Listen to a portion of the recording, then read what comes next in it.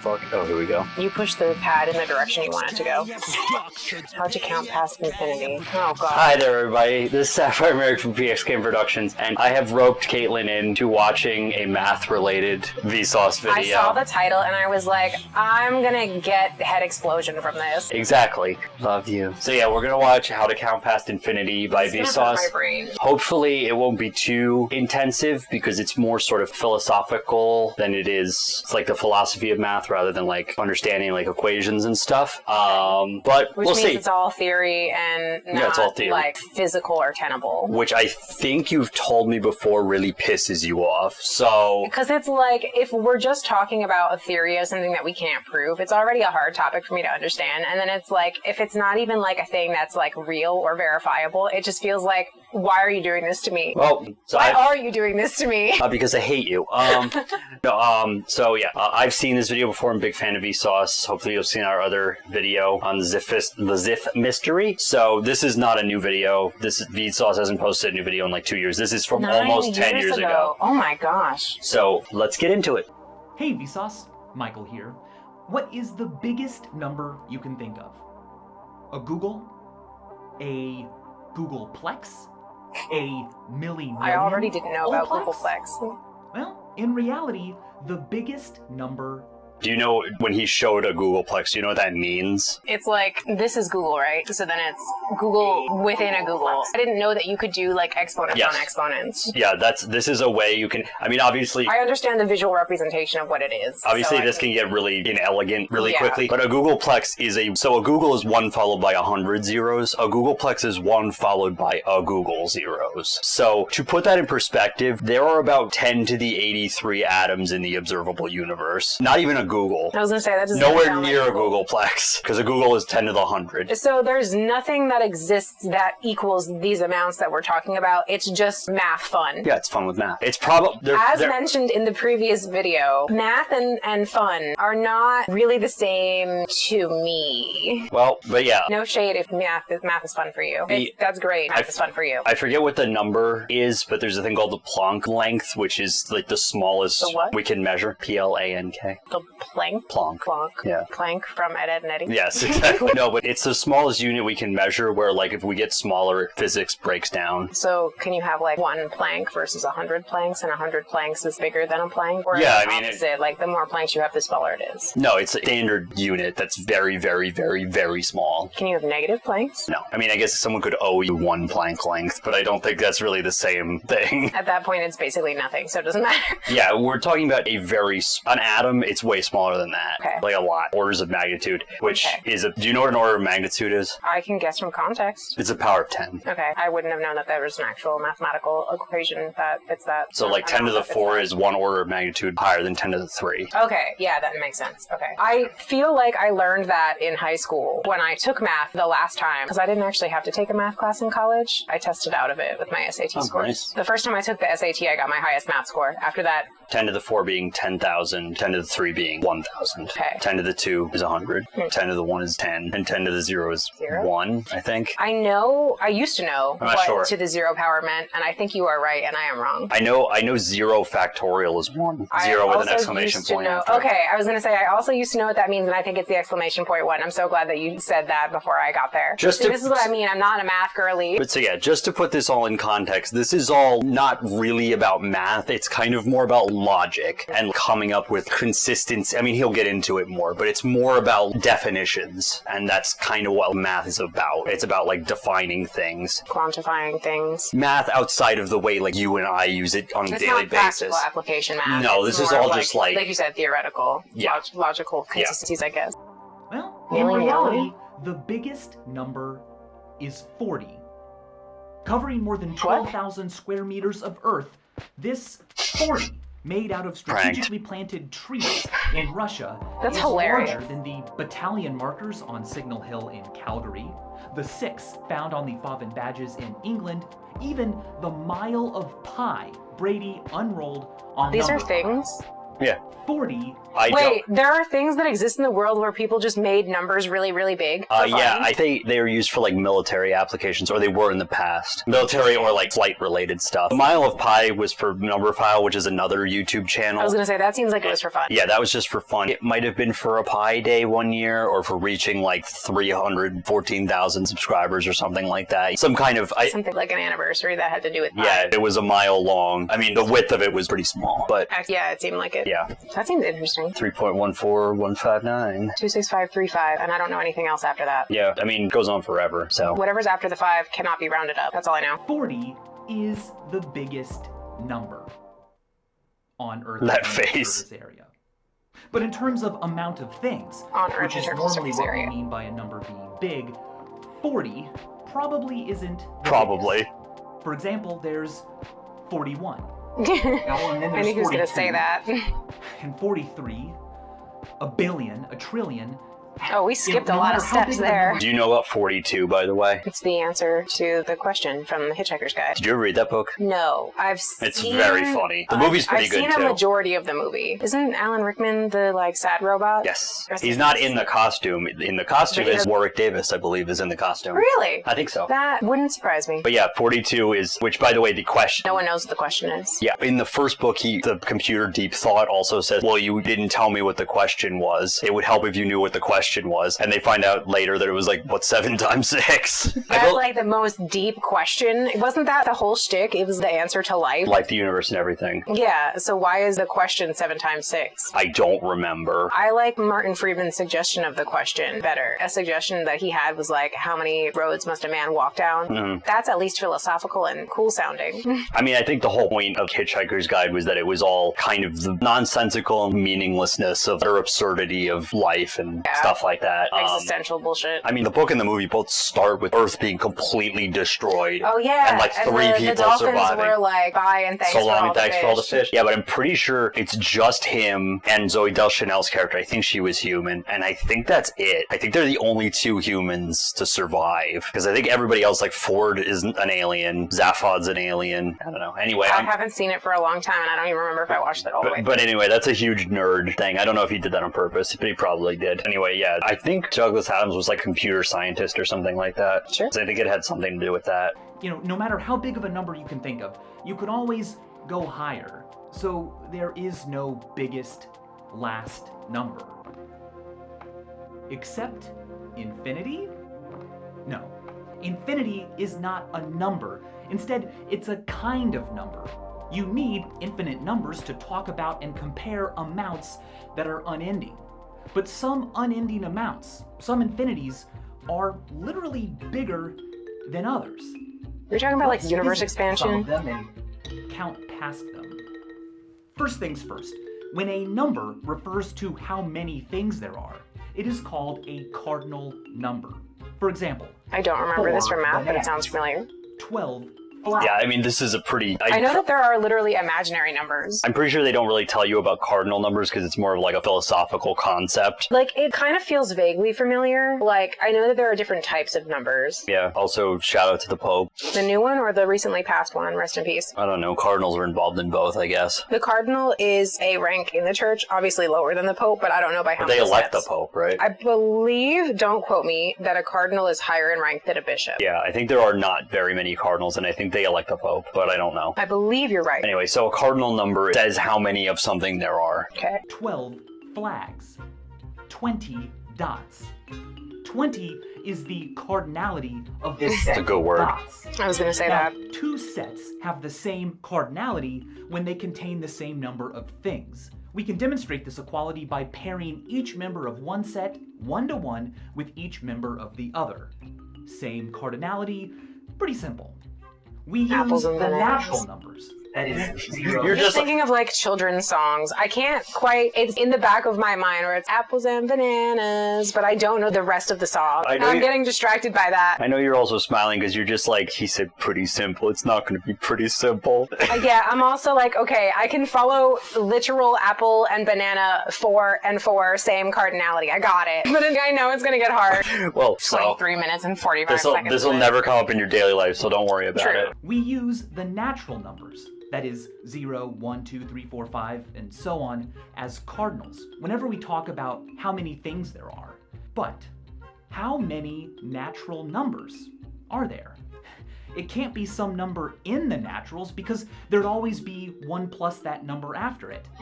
Instead, there's a unique name for this amount. Aleph Null. Aleph is the first letter of the Hebrew alphabet. Is this a name? And Okay. Aleph Null is the Aleph first Null. smallest infinity. It's how many natural numbers there are. It's also how It does many look like an N. even numbers there are.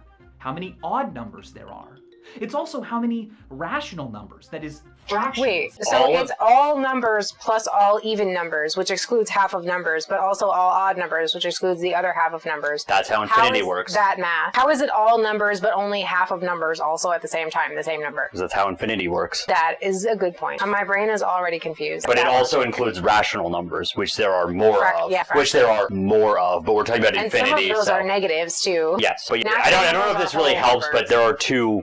Zero counts as a number? Yes. He does do some kind of weird things with labeling the graphs, because technically you wouldn't use 0 when you start counting. Also, can 0 really be considered either odd or even? 0 is even. Actually, Well, clearly it states that there, but if 0 stands for no amount whatsoever, how are we quantifying that as an even number? It's And how are we complicated, quantifying but, it as like, a number? it's- It's a digit. it's kind of, I think, I saw a number file about this. I think it's kind of special, but I think it is even because a lot of the rules you can have for even numbers, it applies to. Okay. Like it comes between two odd numbers, Like the two odd natural like numbers. the premise for what makes an odd number apply to 0. Yeah, because keep in mind, there's no, well, I'm asking questions that don't Let me- matter in this video. let me make this very clear. The extent to which numbers exist or not is incredibly vague and fuzzy because, and there's a lot of different schools of thought about It exists this. if a human says it exists, I guess. Yeah, but there's also like different, some people, there's like a group called Platonists, which would say that numbers are things that actually exist, Okay. which basically I think nobody believes in anymore, but like, you know, they did when Plato was alive. Hence the name. Okay. Yeah,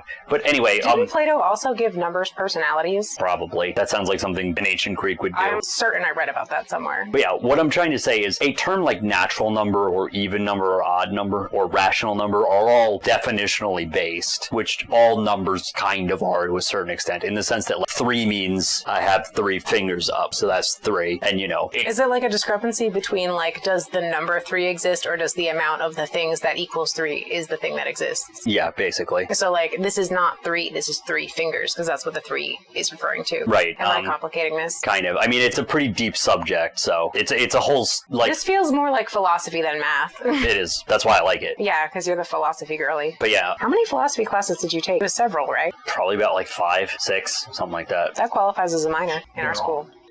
That may sound surprising, since fractions appear more numerous on the number line, but as Cantor showed, there's a way to arrange every single possible rational such that the naturals can be put into a one-to-one correspondence. I love this music. They have the same Yes, dramatic. cardinality. Point is, Aleph Null is a big amount.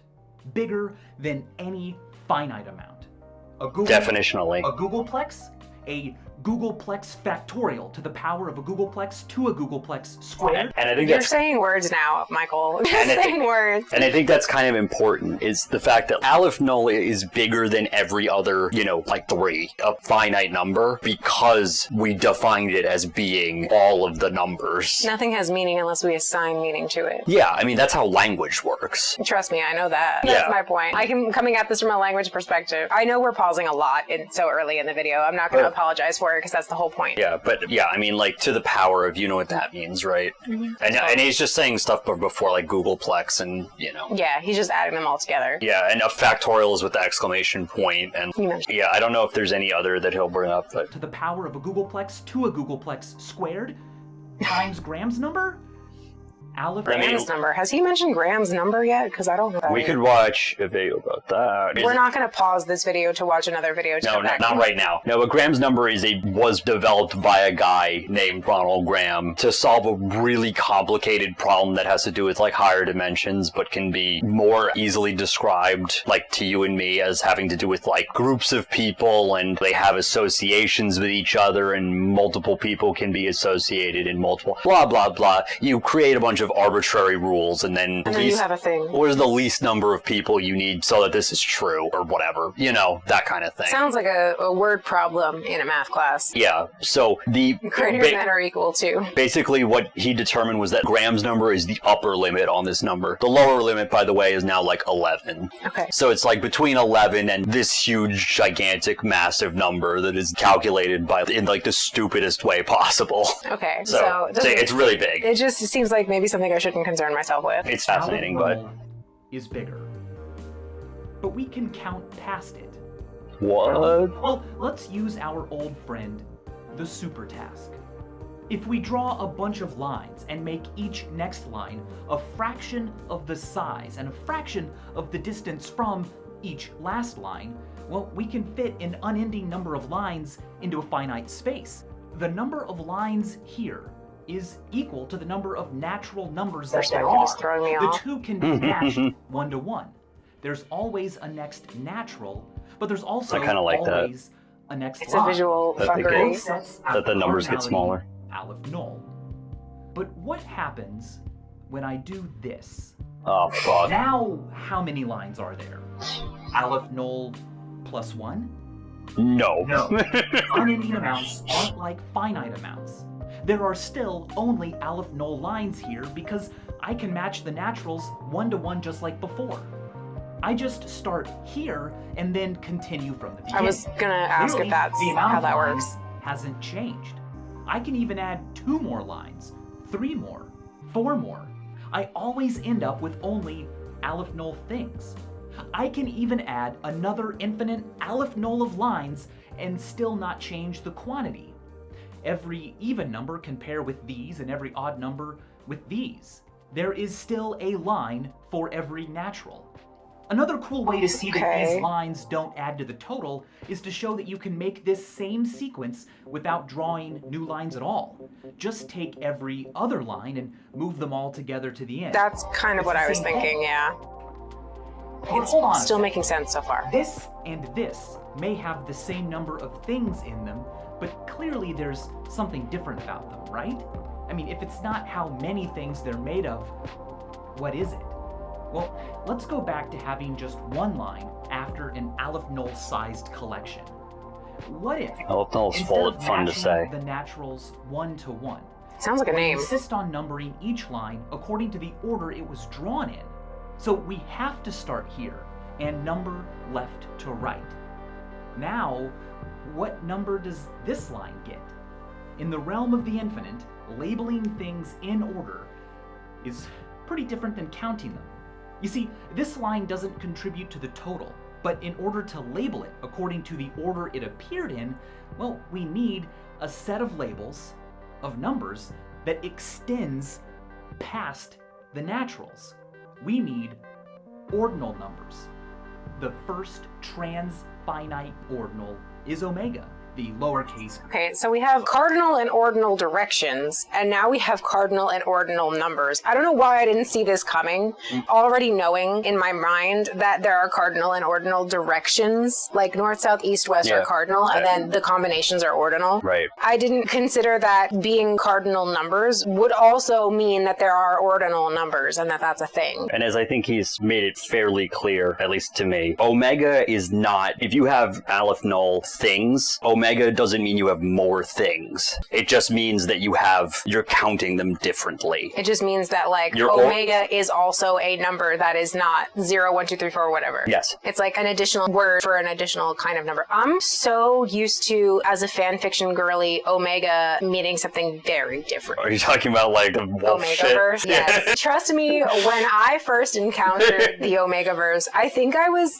I in high school or college? I can't remember. I might have been in high school. I was reading a lot of fan fiction. fiction. What a sinner. Yeah, but yeah, and it looks like a butt too. Like, come on, it's messing with me. But yeah, it's some kind of like Greek letter or something like that. Yeah, that's why they use alpha, beta, omega, And as he said before, Aleph is the Hebrew letter. And also sigma, by the way. Alpha, beta, omega, and sigma. If we're talking about actual wolves and the You're wolf a sigma structure. female. Oh my god, one of my kids actually... Did they say I'm a sigma? No, they said, what was it, like stay sigma? Oh gosh. And I was like... You're like, your mind is rotten. I was like, I'm a little bit removed from the current slang, so I might need you to translate that for me. I was like, I might need you to translate that. Another one of my kids mentioned the skibbity toilet to me, God. and when I made clear that I knew what that was and that he should probably not mention it during class because it's irrelevant and also ridiculous and dumb, he was like, how did you know about that? And I was like, on the internet. And he was like, no, but where did you hear about it? And I was like, the same places that you did. Just because I'm old doesn't mean I don't know how to use the internet. I was there first. Kid, like, what are you talking about? These kids are so funny. They like think that because we're not in the same generation, we're like completely out of touch. Different internet. It was like literally, even if I didn't search it out myself, it's They on. would find you. It's in YouTube videos as jokes. And I was like, actually, I think I first heard it because my friends were like, look at what the kids are doing these days. I think it was in our group chat, actually. Apparently it has rather deep lore. The Skibbity Toilet series is insane. I only Googled it so that You I knew. could see the image. I didn't read about the lore or the founding of it. I was just like, okay, Yeah, so I it's didn't- weird and dumb. Got it. Yeah, there's a lot of episodes. I don't know if they're It still took doing several it, weeks to get that kid to stop bringing it up in every single session. Oh my god. you're trying to unrot his brain. Of course, it took a while. Anyway. He just likes to lollygag and try and deflect from the actual topic at hand because he hates writing. Finite ordinal is omega, the lowercase Greek letter omega. This isn't a joke or a trick. It's literally just the next label you'll need after using up the infinite collection of every single counting number first. Makes sense. If you got omegeth place in a race, You that suck would at that mean race. An infinite number of people finished the race, and then you did. After omega comes omega plus 1. Oh my god. Which doesn't really look So like we a have all number, the but it numbers is, and then just all like the 2 omegas. or 12 or 800. Then comes omega plus 2. Yeah, okay. Omega plus 3. So it's everything that we did, Ordinal but with the numbers. omega Label first. things in order. Ordinals aren't about how many things. Right, but this is still, these are all ordinals. Yes. Like, So when we started the Cardinal- video... Okay, just like directions, cardinal is just the original thing. And then just like ordinal directions, it's plus omega. No, it's like we've changed type now. So this is, we're going to ignore the 0, okay, because that's just confusing. This is first place, then second place, then third place, etc. But Then this is just omegeth mean, like, place, yeah. omegeth plus 1 place. Yeah, I mean, obviously, like, these follow these, but my thinking is to remember the difference between cardinal and ordinal numbers. Cardinal numbers are just the normal numbers you would think of, and then ordinal numbers are with an omega preceding it, and then the numbers. Just like ordinal directions are normal directions plus another normal direction to make a combination. Yeah. After you've exhausted the finite numbers, then you get into, as he said, transfinite ordinals, which is awesome collection of Transfinite ordinals. That is a lot The me of ordinals. things. I was going to say, it also feels like they're just like transgender pride. Honestly, the transgender flag is one of the prettiest flags. Second only in my mind to the bisexual flag. All right, now you're just really, sucking really my pretty. dick. Shut up. No, it's like the second prettiest flag, and I love pink, blue, and purple, so I think that the bisexual flag is the prettiest, and I'm really sad that it doesn't apply to me. All right. Ordinals aren't about how many things there are. Instead, they tell us how those things are arranged. Okay. Their order type. That makes sense. The order type of a set is just the first ordinal number not needed to label everything in the set in order. So, for finite numbers, cardinality and order type are the same. The order type of all the naturals is omega. The order type of this sequence is omega plus 1, and now it's omega plus 2. No matter how long an arrangement becomes, as long as it's well ordered, as long as every part of it contains a beginning element, I like organization. the whole thing describes a new ordinal number. So what's after Always. omega? This will be very important later Omega on. plus omega. It should be noted at this point that if you are ever playing a game of who can name the biggest number, and you're considering saying omega plus 1, you should be careful. Your opponents might require the number you name to be a cardinal that refers to an amount. These numbers refer to the same amount of stuff, just arranged differently. omega plus 1 isn't bigger than omega, it just comes After. omega. But Aleph Null isn't the end. Why? Well, because it can be shown that there are infinities bigger than Aleph Null, that literally contain more things. One of the best ways to do this is with Cantor's diagonal argument. In my Good old episode on Cantor. Bonaparte Diagonal. theorems, I used it to show that the number of real numbers is larger than the number of natural numbers. But for the purposes of this video, let's focus on another thing bigger than Aleph Null, the power set of Aleph Null. The power set of a set is the set of all the different subsets you can make from it. For example, from the set of 1 and 2, I can make a set of nothing, or 1, or 2, or 1 and 2. The power set of 1, 2, 3 You get it? It's the same thing, but with 3, yeah. 1 and 2 And 3, and 1 and 2, and 2 and 3, and So 1 it and 3. grows a lot more quickly Yeah, and then 1, than... 2, and 3. Yeah. As you can see, a power I said them in a different order than he did, but I got it. Than the original set. 2 to the power of however many members the original set had, to be exact. So, what's the power set of all the naturals? Well, this is where you're gonna have to edit, like, that that meme of all the math equations going over my face, and me just being. I think I used that in Fanatical Readings. I think you did. There's a really famous BTS clip that has that going over in Uncook's face too, while he's just zoning out during the conversation. I love that meme. Let's see. Natural number. Already hard. Now, the subset of all, say, even numbers would look like this. Yes, no, yes, no, yes, no, and so on. The subset of all odd numbers would look like this. Here's the subset of just 3, 7, and 12. And how about every number except 5? Or no number except 5. Obviously, this list of subsets is going to be, well, infinite. But imagine matching them all 1-to-1 with a natural.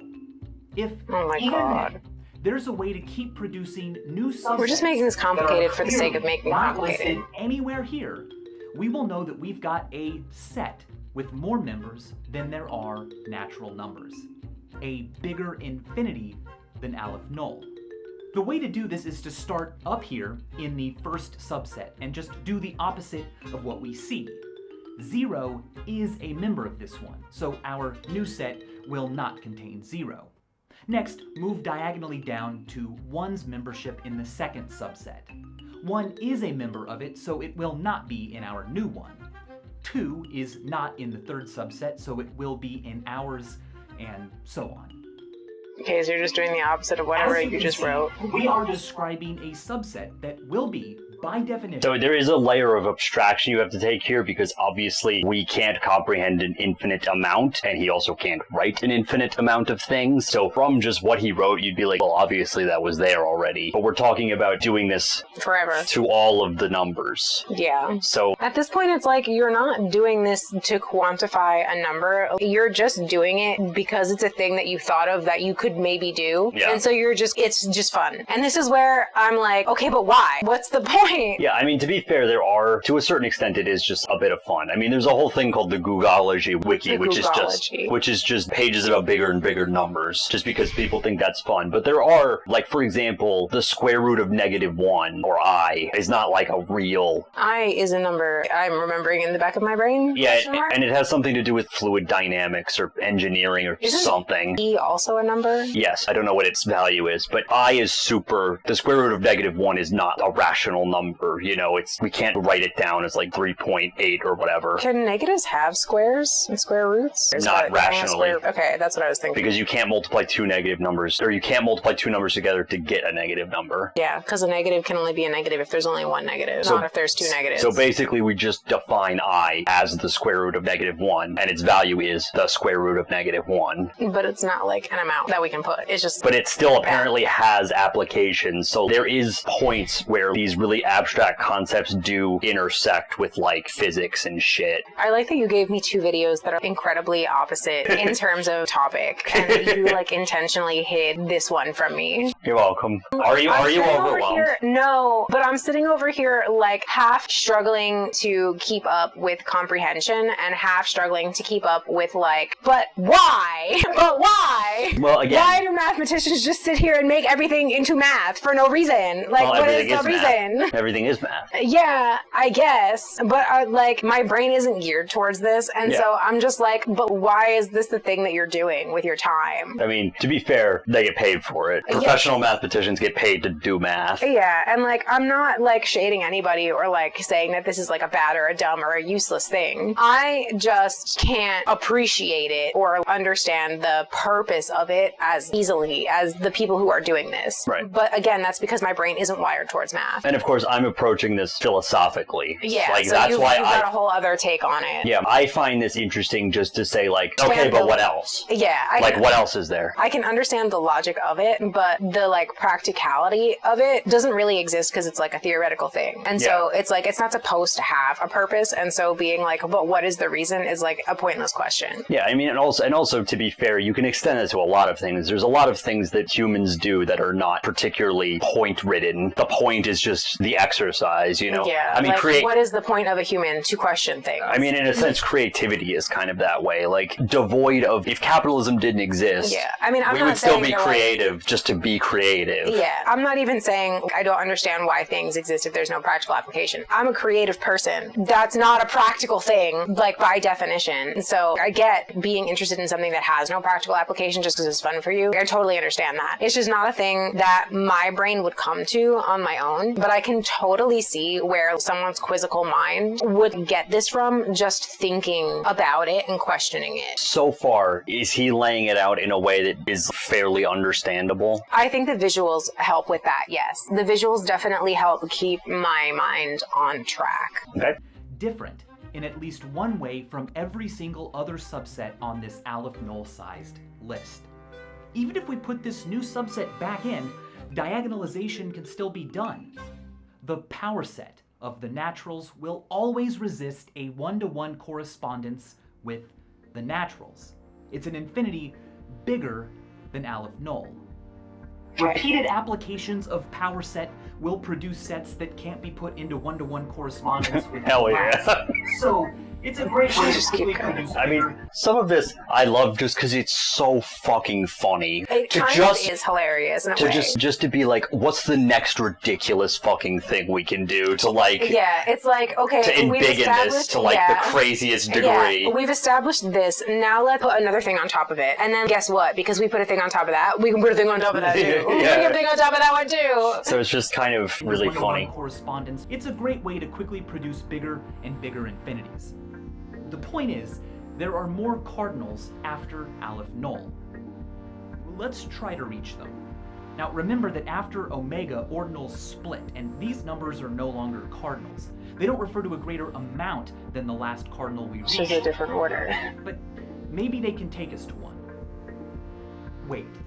So after omega plus 1 plus 2, etc., then it's omega times 2 and omega times 3, omega times 4, presumably times 2 plus 1 plus 2 plus 3. Yep. Okay. And as he said, now we're talking about cardinals that are larger than Aleph-Null, but they're not the same thing as like... I want to name a character Aleph-Null. Yeah. How do you spell it in letters? Because I mean, how do you spell it in like English letters? Because that's a Hebrew letter. A-L-E-P-H, I guess. I don't know. I had a line I came up with once where I wanted God to like Aleph-Null at someone. It made like their head explode. Oh my god. I thought that would be Imagine funny. giving this math to someone like 2,000 years ago. Oh, they wouldn't fucking understand it at all. They think you were a witch and burn you alive. No, I mean, I'm sure they thought that about mathematicians back in the day. Did you know that calculus was actually anticipated like hundreds of years before it was like quantifiable? It was, well... Someone proposed it like... Yeah, it was wiped to make a prayer book. Oh my god, that I didn't know. Yeah, I think it was Euclid laid out calculus several hundred years or 1,000 years before. Yeah, it was like year like 300 Newton. or 400, and then it was like confirmed to like be a thing that we could do in like the 1500s or something. Yeah, Newton. But yeah, some priest wiped the book clean and rotated the pages and wrote prayers on it. That's hilarious. It sucks. But yeah, what I was trying to say was, Aleph or Omega plus 1 is not the same as any of these cardinals that are coming after Aleph Null. They're different things. Like, somehow we're counting past infinity with the cardinals that come after Aleph Null. But it's all within the umbrella of Aleph Null. It's just different. Well, we're getting, that's for the Omegas. Okay. We're getting to higher cardinals now. Okay. Countable, big air quotes, countable numbers that are bigger than infinity. Numbers that you would not actually be able to count in your lifetime. Theoretically countable. It would go on forever and you would die. They say things, your life is not infinite. They say things like countably infinite because, like, you could go 1, 2, 3, 4. Yeah, that's my point. But you could never reach the end because there is no end. But, like, try to count from 1 to 2. 1, 2. Thank you, Caitlin. No, I meant, like, with using, all like... the things in between. Yeah, you would never end. So that's the point. Decimals. Let's continue. Wait. What are we doing? Aleph Null? My question. Omega? Come on. We've been using Still these a second numbers thought. like there's no problem. But if at any point down here, you can always add 1. Always. Can we really talk about it? This endless process as a totality and then follow it with something? Of course we can. This is math, not science.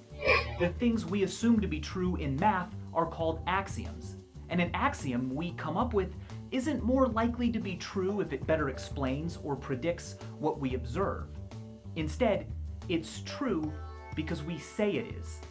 Its consequence. Okay, so basically the difference between science and math is that in science you actually have to prove it, and in math you could just say whatever the fuck you want, and it exists because you came up with it. Pretty much. Cool. Well, I mean, a really good example of that is geometry, because when you talk... I liked geometry. Fair. But everything in 2D geometry is all definitions based. Like, this is what a line is, this is what a thing is. And you might say, but I can draw a line. It's like, yeah, but if you apply it to, like, a sphere, then it doesn't work anymore. You have to use different geometry because that's how flat and 3D geometry works. I'm sorry if I just really confused you. No, it's fine. I'm just trying to remember a little bit about geometry. I only remember that I hated proofs because it's just math logic, and it's like, but why? But yeah, geometry is a really good example of, but I mean, it's harder to conceive of, but even like the number 4 is the same way. We definitionally say that 1, 2, that's 4. We could have easily said it was something else, if we really, I mean, because we have other ways to write on it. We have other ways to write numbers, like binary and all this other shit. So Roman numerals. Yep. Tick marks. Exactly. Its consequences just become what we observe. We are not fitting our theories to some physical universe whose behavior and underlying laws would be the same. So math is just theory, it's not a physical thing. We are creating this universe ourselves. If the axioms we declare to be true lead us to contradictions or paradoxes, we can go back and tweak them or just abandon them altogether, or we can just refuse to allow ourselves to do the things that cause the paradoxes. That's it.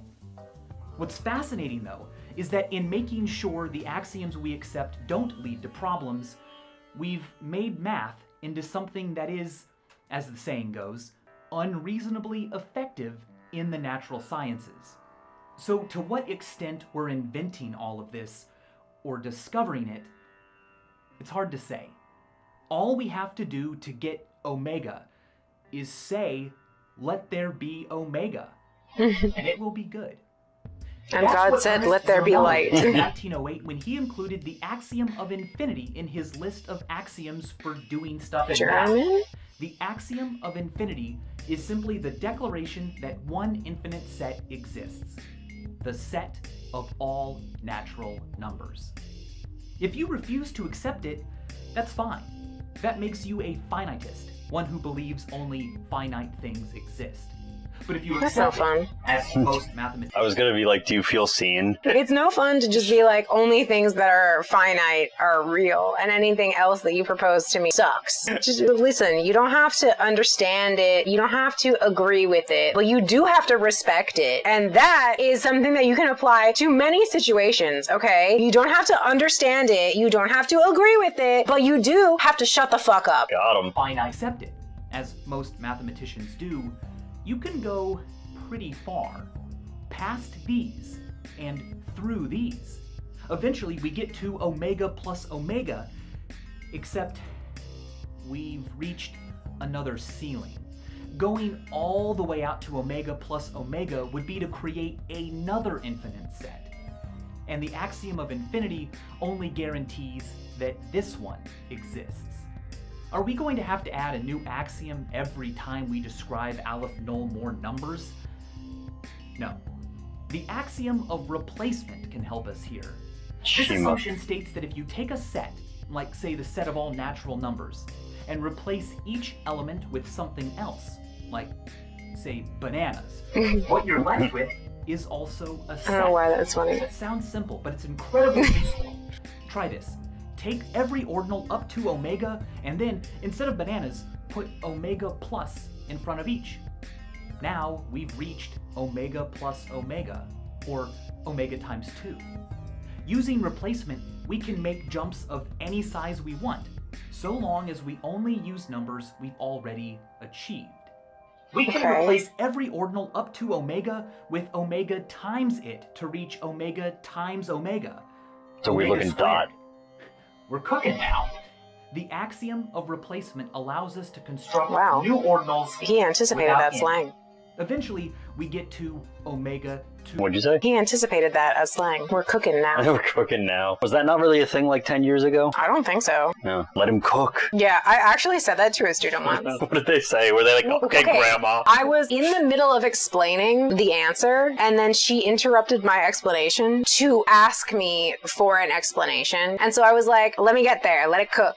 And she laughed because it was like... She's like, okay, Grandma. I enjoy intentionally using slang in a way that's kind of cringy because I'm older than them. And so, like, we all understand that, like, I'm doing it for funny things. You need to be the Steve Buscemi with the backwards hat and the skateboard. Yeah, basically. How do you but, do like, colors? because we're both aware that I'm doing it in a silly way, it's fine. It's funny. Yeah. But, like, I don't really like that as a slang term, but the one that I really hate is ate. Ate? Like, you ate that. You ate that up. She ate. Oh, it sounds so stupid. I can't get behind it. Slang is kind of stupid in general. True. I also thought...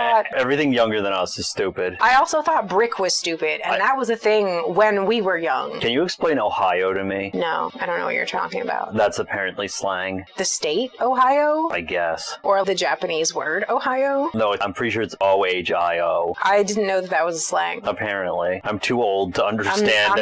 Listen, I'm not that hip with the kids, okay? They have to say it first for me to know it's a thing. I haven't heard that one. Maybe that one died. I'm not on social media anymore, so I'm a little bit behind the times. Yeah, maybe that didn't have the same staying power as like the Rizzler. It just did. Riz I also think is weird, but that's just because Riz. It sounds like a very similar word that is gross, and so I kind of always associate it with that. You know what I'm thinking, right? Replace the R with a different letter. Yeah. Yeah, and so I always feel like that's kind of gross. Is that your he who must not be named? Your word that must not be named? Maybe not, but like it just sounds gross to me as a word. The sound of the word sounds gross. You know how like people hate the word moist? Yeah. Sorry. But I don't care about that. But some people are like, it just sounds disgusting. To me, Riz just doesn't sound good. Did you know that that word actually is the word for the musical genre exclusive to the Star Wars universe? Riz? No, the other one. The one where we're replacing the R with another letter? Yeah. No. Yeah, it's like the space jazz. It's literally called that, apparently. Questionable. Questionable decisions have been made. We get to omega to the omega to the omega to the omega to the omega, and we run out of standard mathematical notation. No problem. You've just invented something else, called right? Epsilon naught. Yeah, exactly. There's another fucking word for it. But now, think about all of these. We went from omega to epsilon. All the different ways Another to Greek arrange letter. Aleph Null things. Well, these are well ordered, so they have an order type. Some ordinal that comes. At least math is fucking organized, okay? In this case, that ordinal is called omega 1. Now, because by definition, omega 1 comes after every single order type of Aleph Null things, it must describe an arrangement of literally more stuff than the last Aleph. I mean, if it didn't, it would be somewhere in here. But it's not.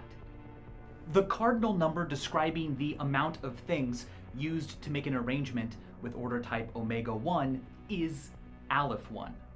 It's not known where the power set of the naturals... How are we going from this being a 0 to this being a 1? I'm confused on. And how are we going from +1 to times another number to times omega to now a number but not an exponent? How did we... So basically... I don't understand how that organization works. So I think what he's saying is doing the replacement thing we were doing before with taking the numbers that we had before and replacing them with, like, you know, omega times whatever, and just doing that process over and over again. Assume, kind of like how we did with creating aleph null, just assume that even though that replacement process can go on forever, that we can follow it with something. I mean, I get that you can follow it with something else, but like my question is, I guess, more semantic than that. Like, okay, we start here with the 0 down here, right? We've got omega, yes. Then it's omega plus, then it's omega times, then it's omega to exponents. But now we're moving the number down here. So yes. like, so how do we decide? So you would have how omega we 1 move from plus to times to exponents to whatever the fuck that is? Because you could also have omega 1 like squared. You could have omega 1 to the third. You could have omega 1 times omega 1. But what does it mean when the number is down below like that? It means that it is definitionally a larger amount or a more highly ordered amount than everything we got before. I don't know if I've ever seen a number with a smaller number like that, like a footnote. Like I've never seen that, I don't think. I don't know if I ever have either, but the point is that, you know... This just looks like the word no. No. But no, yeah, you thought. You know, omega squared or omega times 2 or whatever are all properties we're doing to omega. So we can do the same thing for like omega 1. It's just a different number. Okay. I'm just confused about how we decided the organization of how to write the numbers. Like, I know that putting a smaller number at the top means that it's an exponent, and I know how that works with like normal numbers. Like, yeah. Like he said, 2 squared is 4, 2 to the third is 8. I just don't know how this works because I've never experienced it. Yeah, just... So I don't know the function of that. Like, how do you calculate on a calculator? You don't. It's not a calculated function. Okay. It's just another number. Something that we wrote. It's just another number. Because we were like, okay, we did the plus thing, we did the times thing, we did the exponent on the top thing, so now we just move it to the bottom. Yeah, you're not multiplying like omega times 1. This is just a new number. Okay. It's just how you write it, I guess. Yeah. Like, there's no you can have omega 2, you could have omega 3, or you can have aleph 3 or whatever. There's no reason that there's a sub number on the bottom. It's just how you write it. It's just the next okay. type of number. Do you want to go back a little bit? Just so we can hear the full sentence. We're still on cardinal numbers. Omega 1 set of the naturals falls on this line. It can't be between these cardinals because, well, there aren't cardinals between them. It could be equal to aleph 1. That belief is called the continuum hypothesis. But it could also be larger. We just don't know. The continuum hypothesis, by the way, is probably the greatest unanswered question in this entire subject. And today, in this video, I will not be solving it, but I will be going higher and higher to bigger and bigger infinities. Now, using the replacement axiom... He's like, I'm not going to do the math, but I'm going to just keep adding shit. Like, say, omega, and jump from aleph to aleph all the way out to aleph omega. Yikes. Or heck, why not use a bigger ordinal, like omega squared, to construct aleph omega squared? Aleph omega, omega, omega, omega, omega, omega, omega. Our notation only allows me to add countably many. This is shenanigans. That's why I love it. It's so shenanigans. Like, that's why I love it. It's intellectual shenanigans. That's yes, why I love it. There's not even a way to quantify or calculate the continuum hypothesis. But we're just going to keep adding shit because in theory, you can just do that. You can just keep... And I mean, this is why this is painful for me, like physically painful for my brain. Because like we're just doing it because you can write it. And so therefore, we're going to... And as he's about to point out, it doesn't even really... What is the actual amount? There is none. It doesn't even really matter if you can't write it. Like, oh my God. I think he said that. Like, it's just shenanigans because there can be shenanigans, which is hilarious. Yeah. But it's like, you're just coming up with theories that don't mean anything, and you know that they don't mean anything. And even if they did mean anything, you'd never be able to arrive at that conclusion because you can't even get to aleph null. And an infinity and an infinity and an infinity and an infinity. There's not a thing. You're just writing the number number in a different way. Yeah, you can't even get to Aleph Null. Like, you can't even get close because it's infinite. You're just positing that there's more things because of the way that math equations are organized. Like I said, order of operations before. Like, that's just what you're doing. You're just adding the next order of operations and keep going. There's no actual number. We went up and then we went down. But replacement doesn't care about whether or not I have a way to write the numbers it reaches. Wherever I land will be a place of even bigger numbers, allowing me to make even bigger and more numerous jumps than before. Trust me, they're there. We just can't write them. Accelerating feedback loop of embiggening. We can keep going like this, reaching bigger and bigger infinities from below. Replacement and repeated power sets, which may or may not line up with the alephs, can keep our climb going. I love this graphic. So clearly, there's nothing beyond them. Right? Not so fast. That's what we said about getting from the finite to omega. Why not accept as an axiom that there exists some next number? Yeah, why not? So big, no What is amount that? of replacement or power setting on Looks like anything an egg. smaller could ever get you there. As an axiom that there exists some next number so big, no amount of replacement or power setting on anything smaller could ever get you there. Such a number is called an inaccessible cardinal because you can't reach it from below. I thought all the other things were inaccessible already. Within the numbers we've already reached, a shadow of such a number can be found. Aleph Null. You can't reach this number from Inaccessible cardinals, that's what they call them when they're praying. Because I don't think you're supposed to interrupt them when they're praying. That would be like blasphemous, so. That's when you call the cardinal on the phone and he's like, Sorry, the "Can't come to the phone now." number can't be reached. Aleph Null. You can't reach this number from below either. All numbers less than it are finite. And a finite number of finite numbers can't be added, multiplied, exponentiated, replaced with finite jumps. At this point, I'm like, sure, whatever you say. Even power set a finite number of times to give you anything but another finite amount. Sure, the power set of a milli-nillion to a googleplex to a googleplex to a googleplex is really big, but it's still just finite. Not even I can close understand that. to Aleph Null, the first smallest infinity. The smallest infinity. Aleph Null is often considered an inaccessible number. Some authors don't do this though, saying an inaccessible must also be uncountable, which, okay, makes sense. I mean, we've already accessed Aleph Null. But remember, the only way we could is by straight up declaring its existence axiomatically. That's such a good We word. will have to do the same for Axiomatically? inaccessible cardinals. I feel like really you- hard to get across. I feel like you I in said the this group in the chat. group chat. Yeah, you were like, axiomatically is a good word, and we were all like, question mark, context, please. And you were just like, don't worry about it. It's a Yeah, Vsauce. We're like, don't worry about okay, it. Saf, you do your nerd thing, and we'll do our nerd things. We're all nerds here. We're just different kinds of nerds. It's really hard to get across just how unfathomable the size of an inaccessible cardinal is. I'll just leave it at this. The conceptual jump from nothing to the first infinity is like the jump from the first infinity to an inaccessible. Jesus. Set theorists have described numbers Sure, whatever, Michael. bigger I'm than just like, whatevs. inaccessibles. Each one requiring a new large cardinal axiom asserting its Strongly Ramsey of the Gordon variety. I'm sorry. That was a good joke. When John and I came back from our cruise and we spent the night in Miami before we flew back home, we went to Hell's Kitchen and it was excellent. I highly recommend. I liked it. 0 to the hashtag exists is a number. 0 to that, wait, where? Oh my god. Zero to the pound What sign does that exists. mean? What is Ramsey actually? I don't know what any of this means, by the way. It's all part of set theory. At this point, I'm just like, yeah, sure, Michael, whatever you say. I'm like kind of not that I'm not listening, but it's just kind of like, I already can't comprehend what this is, like accessible versus inaccessible. And so like anything after that is just like, if you say it exists, I believe you. I just won't understand it. I mean, to be fair, neither of us can comprehend this. This is stuff that set theory is an incredibly, as far as I don't even know how advanced it is, but I'm pretty sure it's a quite advanced field of mathematics. And this is just a YouTube video trying to explain it in like 22 minutes. Yeah, You it's probably like, have to it's take not- like a lot of lectures to like fully understand this kind of stuff. Yeah, pause for a sec.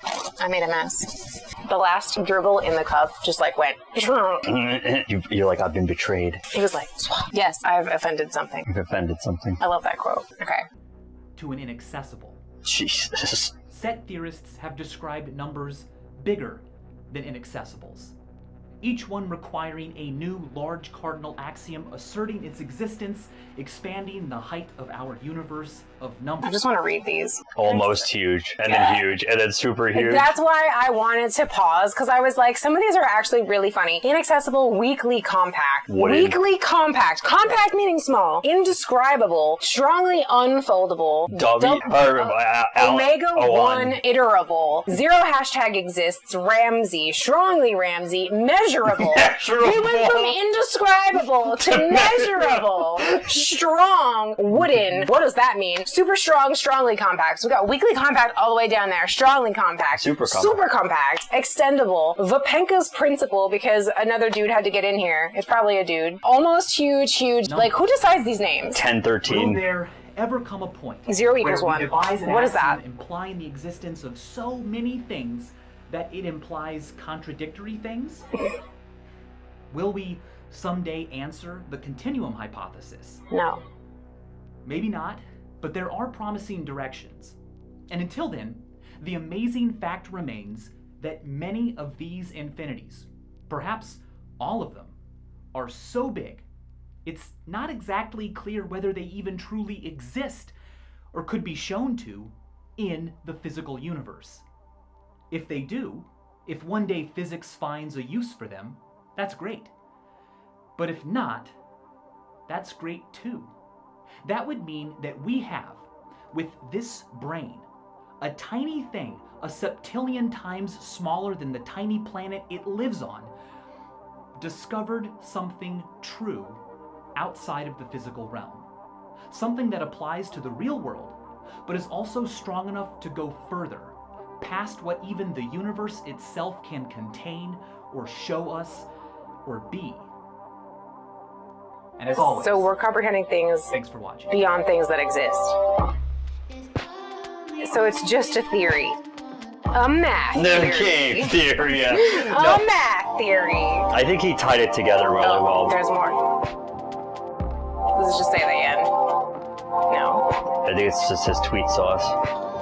Sweet sauce. But yeah, I think he tied it together really well by saying that it is kind of incredible that we can come up with all this shit. That doesn't exist or that will. probably doesn't exist. Yeah, we're just following the steps of logic to create things that can never and will never exist just because we thought of it. But that's also like, interesting is like the nature of like truth.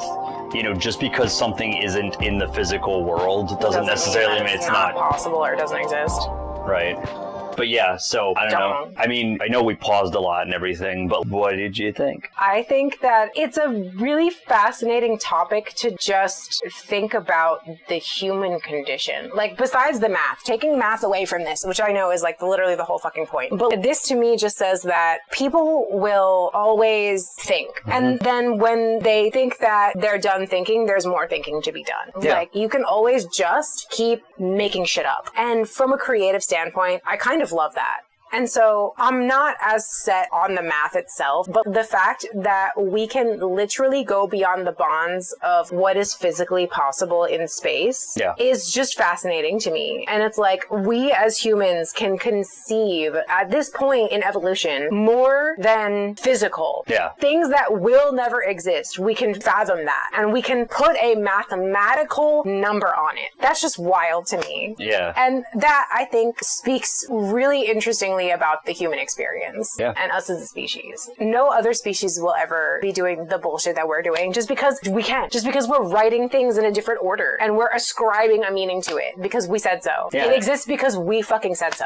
Not because it really exists, because we just said so. Yeah. And I mean, that's a lot of what we deal with is because we say it. I mean, that's how language is. We say that stuff means what it means and then we all agree on it and then... Yeah. And from an existential standpoint, it's like really interesting to just like think about things only exist exist because we have thought of them and we have decided that they exist and we have put a word and a phrase and a whole meaning behind it ourselves. Yeah, that's really the way to put it. I love that for us. No other species can do that. Yet. Maybe the dolphins, who knows? Yeah, we're all screwed. Anyway, so that was our probably very long reaction to How to Count Past Infinity by Vsauce. Thank you all so much for watching. Like, comment, share, subscribe, all that kind of shit. Till we meet again, so long, farewell, I'll be the Senadu. Peace out. And thanks for all the fish. Exactly. You're watching PXKM Productions. PXKM Productions. Subscribe to me right now. Follow me right fucking now.